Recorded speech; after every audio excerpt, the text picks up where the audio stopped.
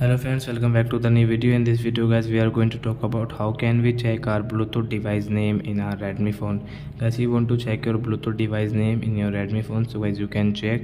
And guys, now let's see how to check Bluetooth device name in Redmi phone. In this video guys, I am going to show you. So before starting video friends, I want to tell you, if you're new in my channel, so guys first of all go and subscribe my channel, click the bell icon and like my video.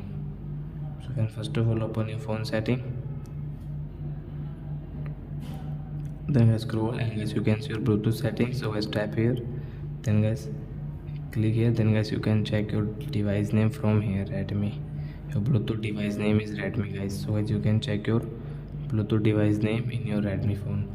So I hope friends you have understood how to check Bluetooth device name in Redmi phone. So that's it guys, thanks for watching. Now we will meet on next video guys with new topic. Before going guys, please go and subscribe my channel. Bye bye friends.